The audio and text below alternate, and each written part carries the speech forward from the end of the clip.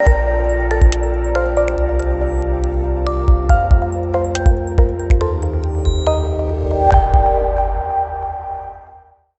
afternoon, everyone, and thank you for joining us for another Imaging USA Unpacked.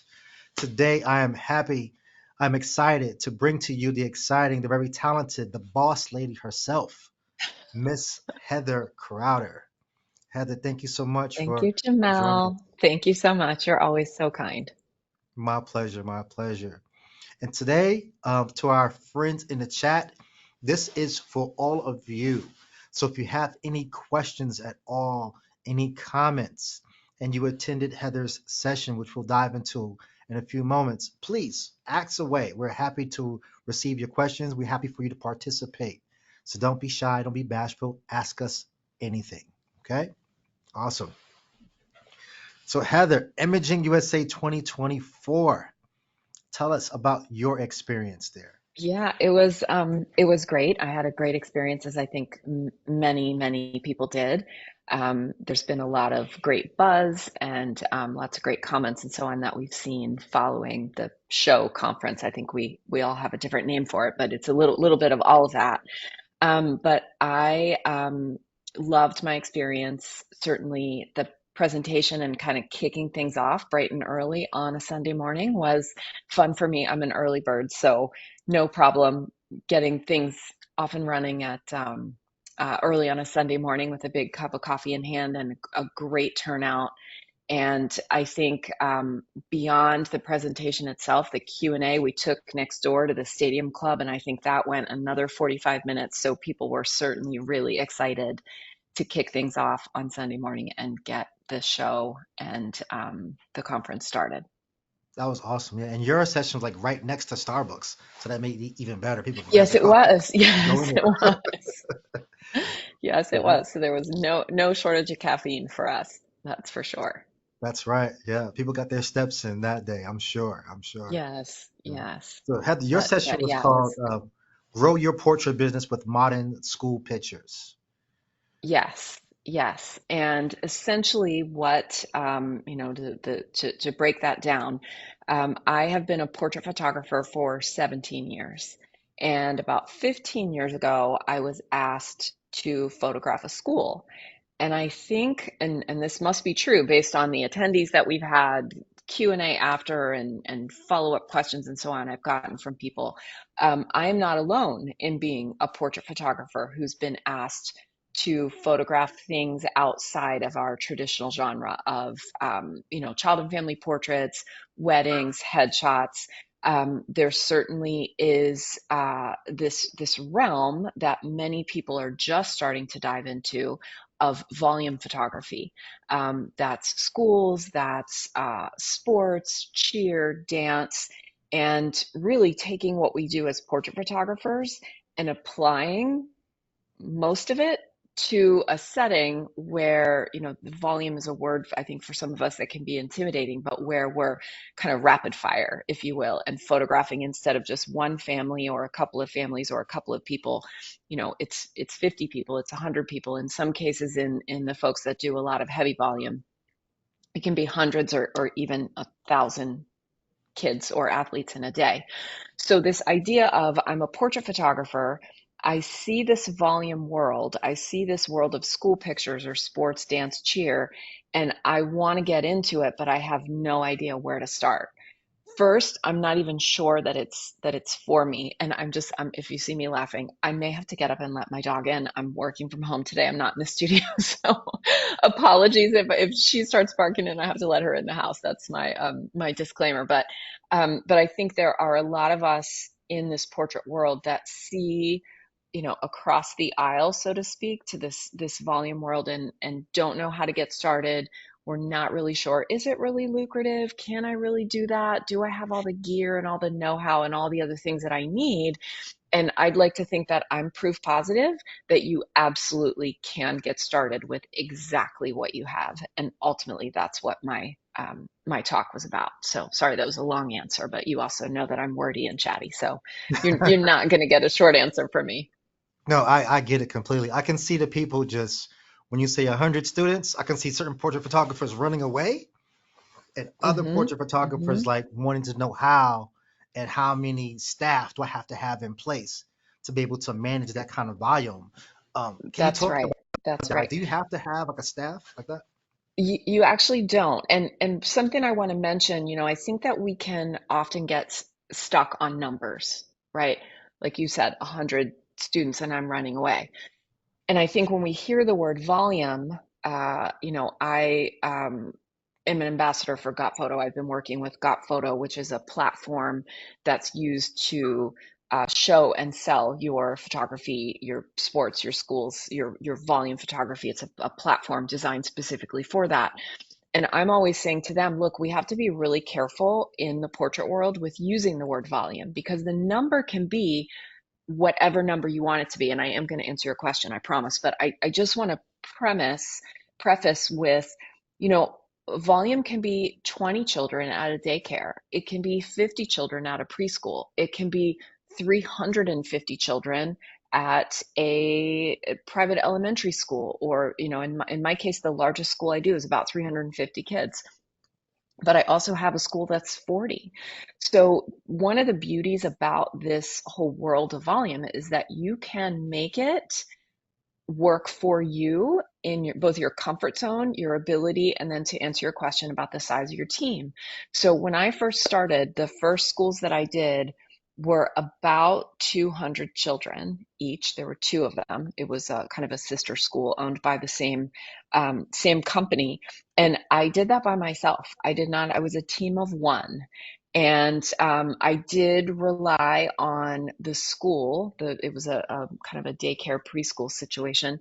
They did provide help in gathering the children, bringing the children from their classrooms and helping me corral them a little bit. But all of the photographing, all of the engaging the student, holding their attention, all of that on-site work was all me. And then sadly, at the time, all the post-production was also all me. So I'm here to say you can do it all by yourself. You know, when you take that first step and you choose your first school, be mindful about those numbers, right? You don't want to get in over your head and not set yourself up for success out of the gate, but you don't need a big team. And then you can grow your team based on the amount of work that you take on. So certainly I'm a huge proponent now of outsourcing anything and everything possible. I don't do my own retouching. I just hired somebody to take on more post-production work.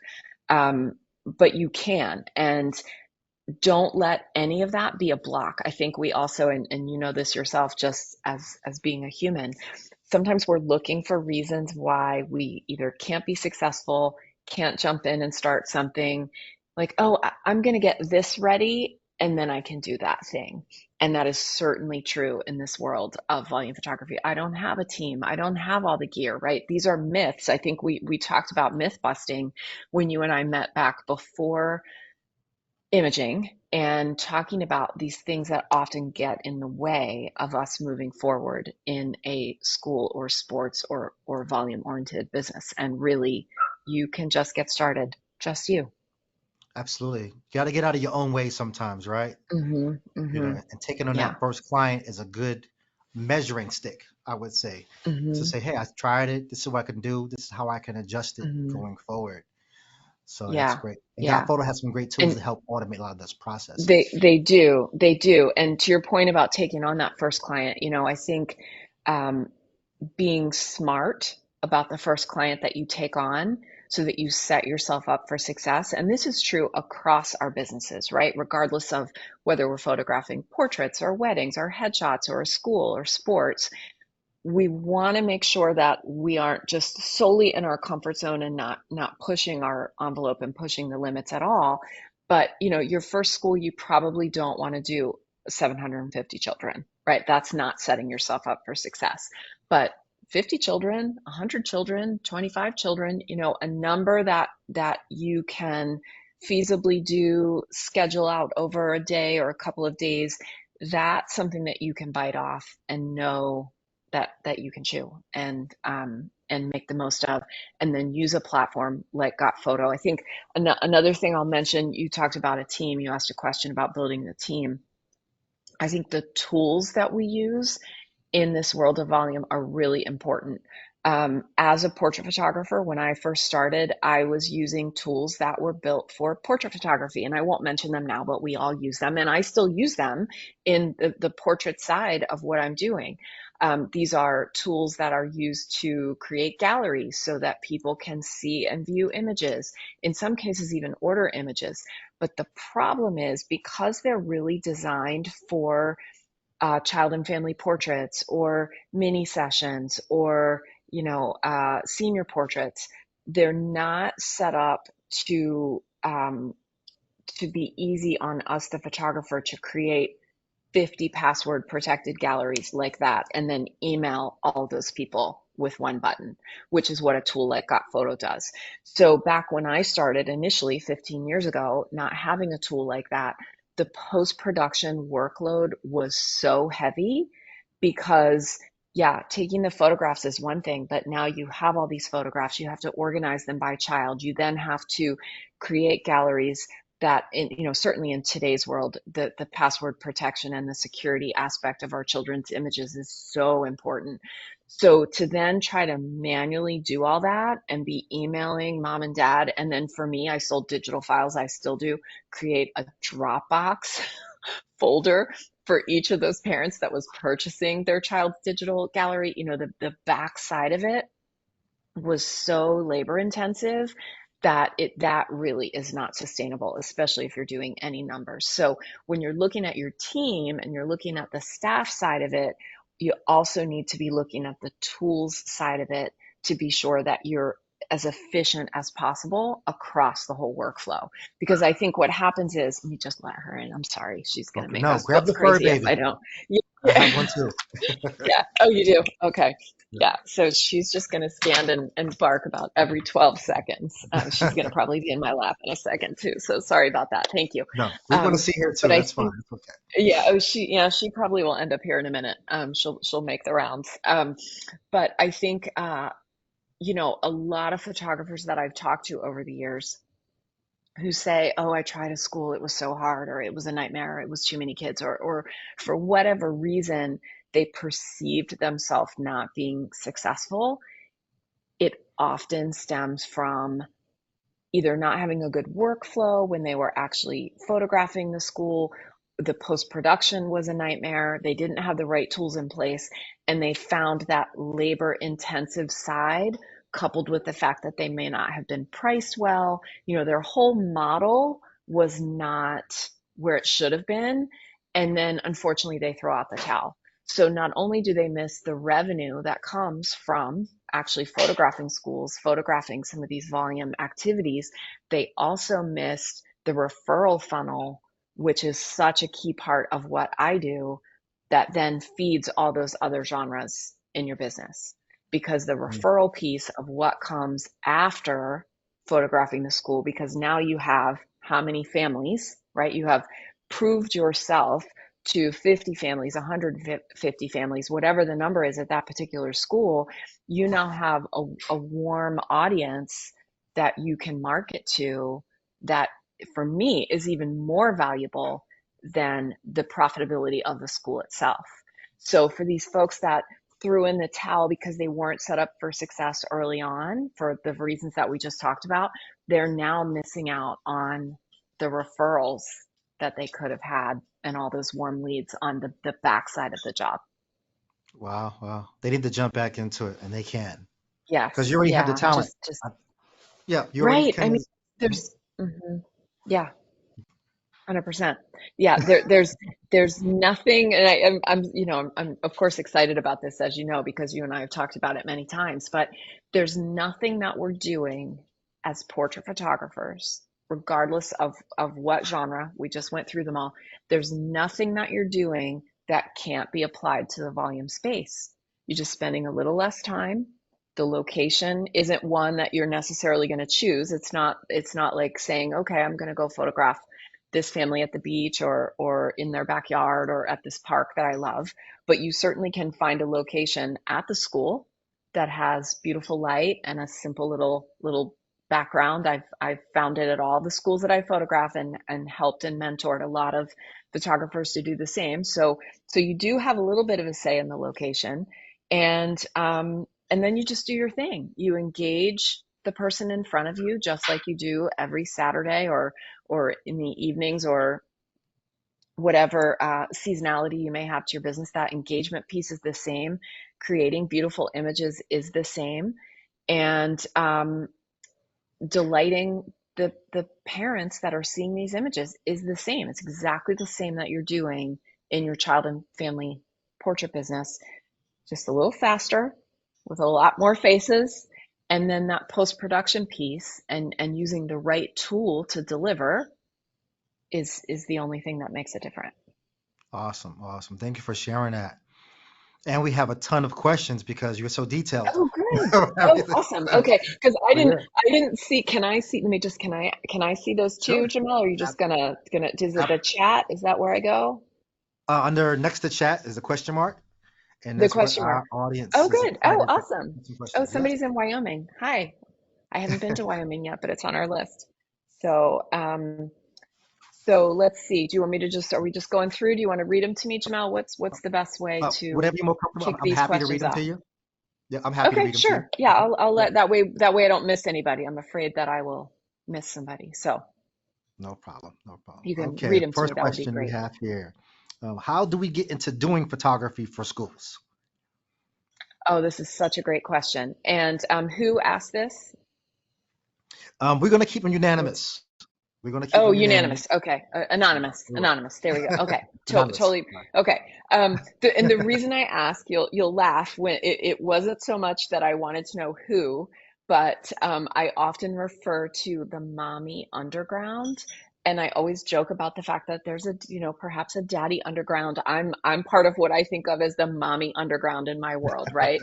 Which is basically the way that I describe the inner workings of a school, right? You've got school administration, you've got the teachers, you've got all the people that work in the school, and then you have the parent underground. Maybe that's a better way for me to say it.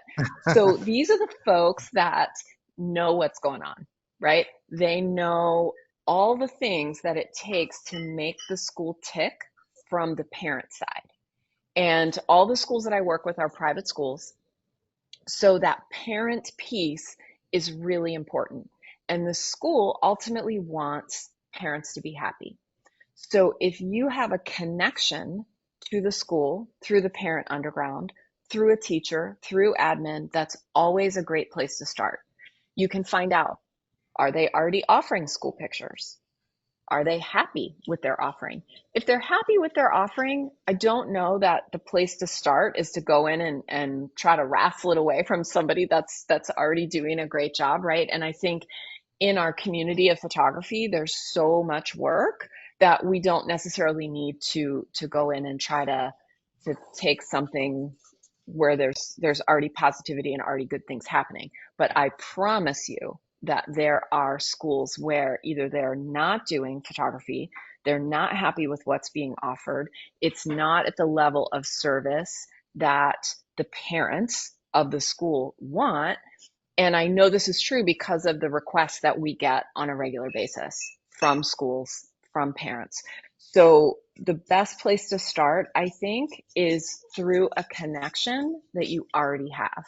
Because when you're getting started to just cold call a school and say, "Hi, I'm a photographer. I'm interested perhaps in doing your school pictures. Tell me about what's going on."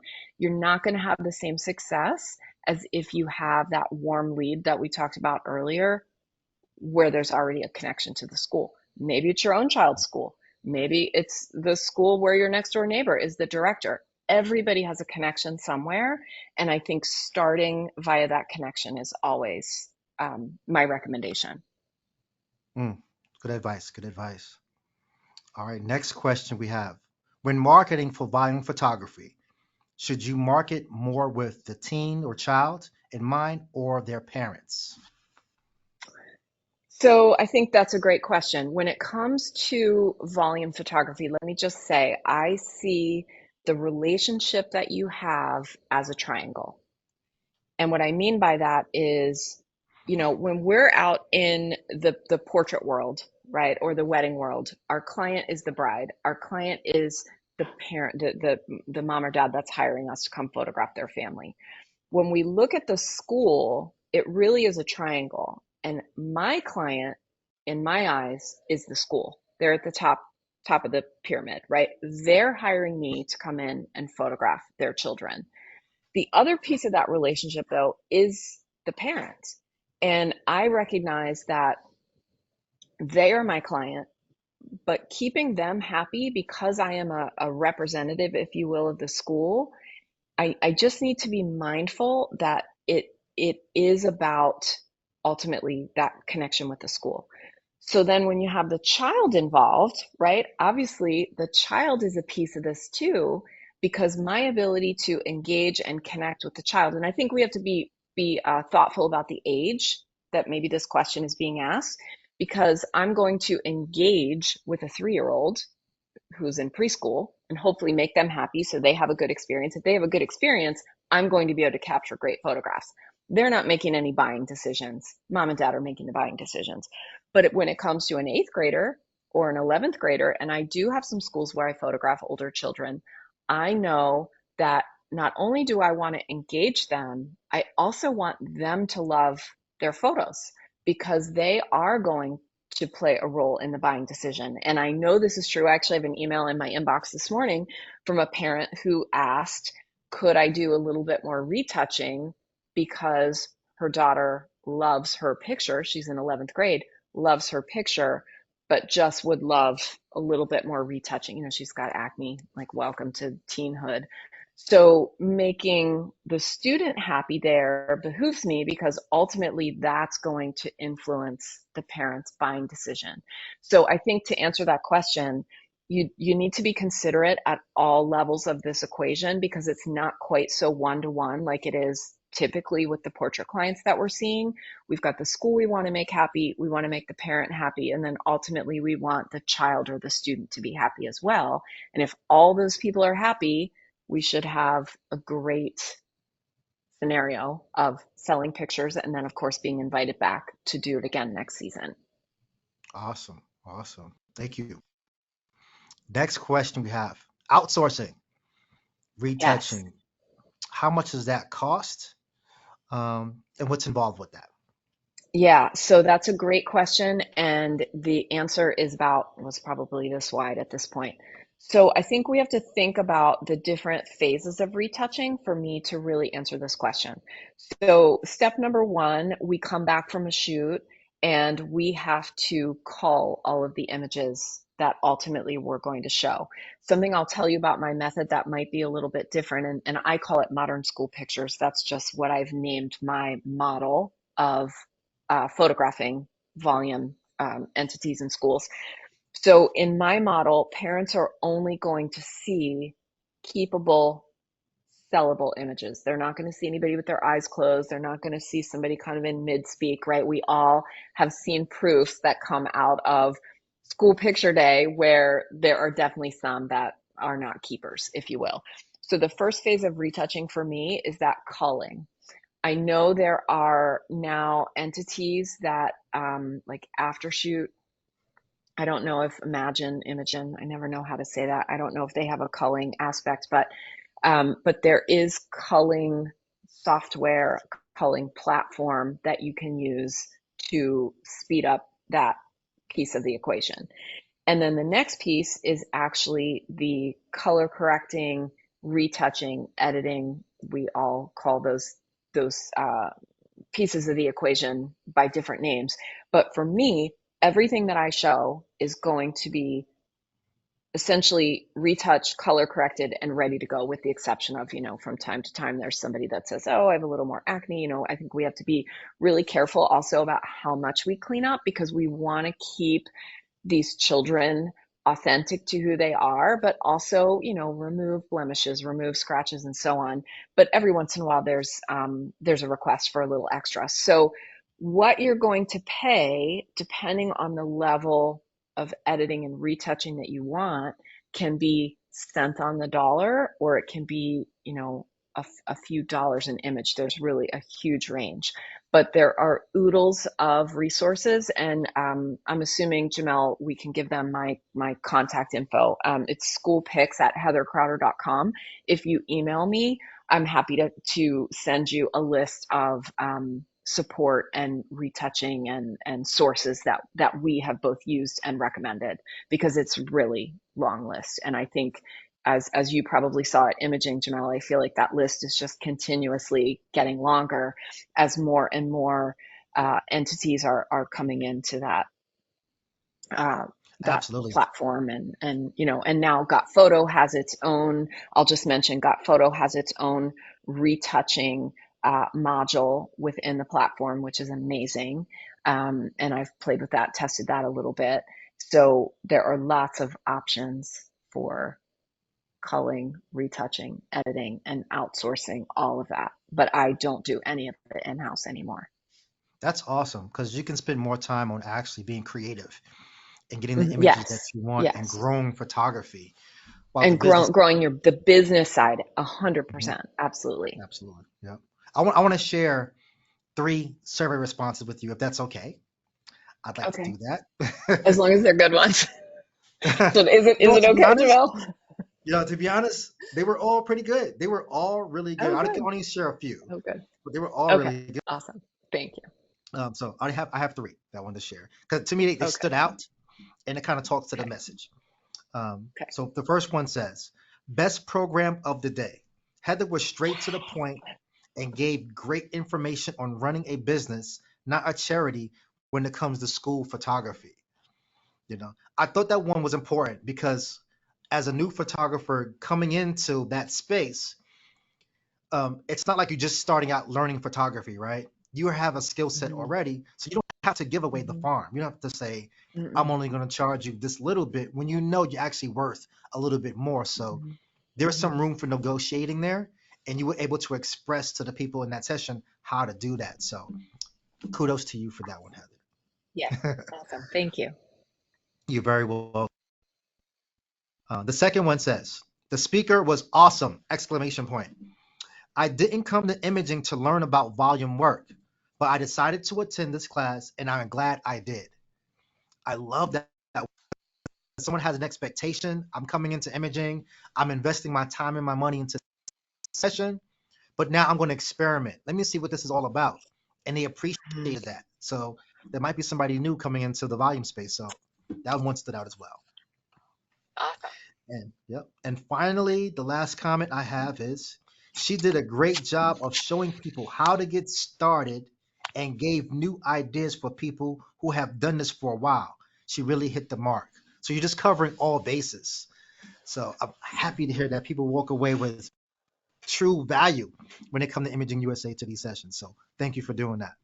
Yeah. Well, thank you. And thank you for reading those. That is very humbling. I think you certainly know we've talked about it. I like to think of myself as an open book and kind of a no holds barred. I'm going to shoot straight. Sometimes that's, pretty, sometimes not, but I think that, being really honest and candid with people in this industry is so important, because I know I am where I am because other photographers have shown me what's possible. They've been honest, they've been candid, they've been direct. And when you see that, there's no smoke and mirrors. There's, oh, but their circumstance is this and that's why they could be successful. They can do this, or they have this and that's why they can be successful. So I think the more honest and straightforward that we can be with each other about seeing what's possible, seeing the numbers, all of that is so important so that we can grow as an industry, particularly in this world of volume, because there's a place in this volume world for everybody. And I love the comment that you shared about the person that didn't come for volume, because that was me.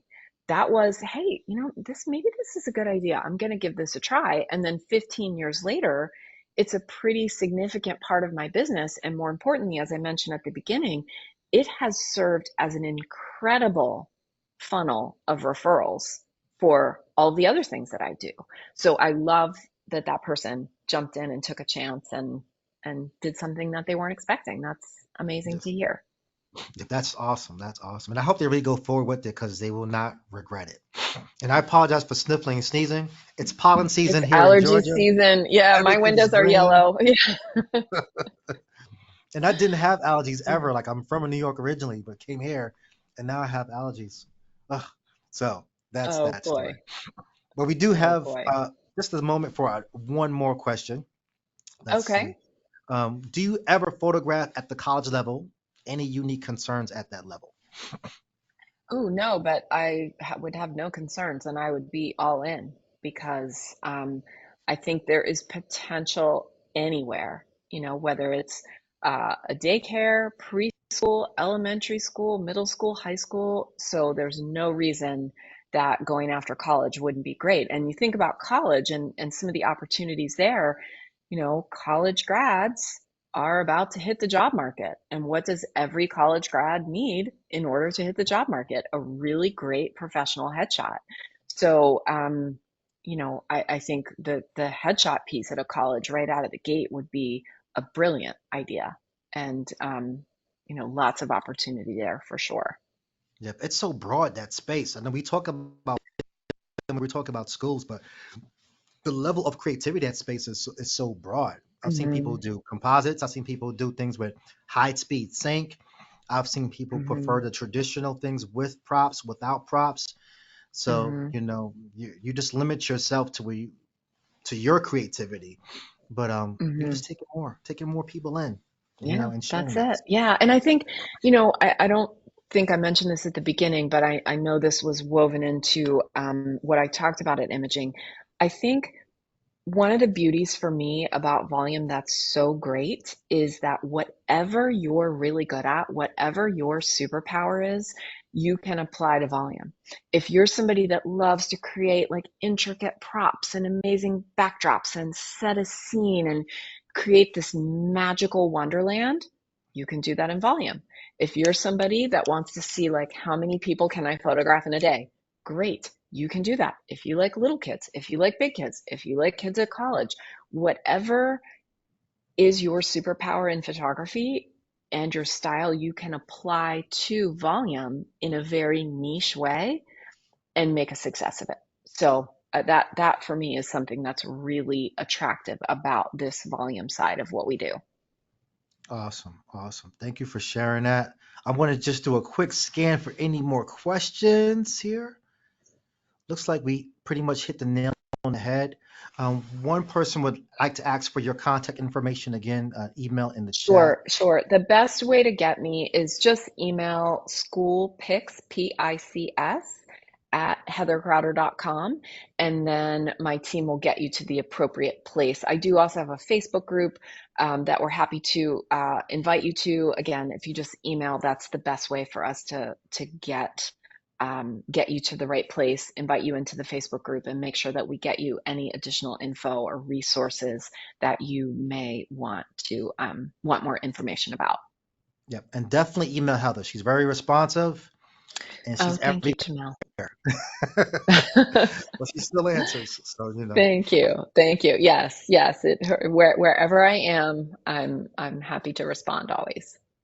awesome, awesome. Well, that's the time we have for today, for this moment. Heather, thank you so much for your Thank you, insight and your knowledge. Jamel. Thank you for giving back to the Awesome. community. We greatly Always happy appreciate it. to.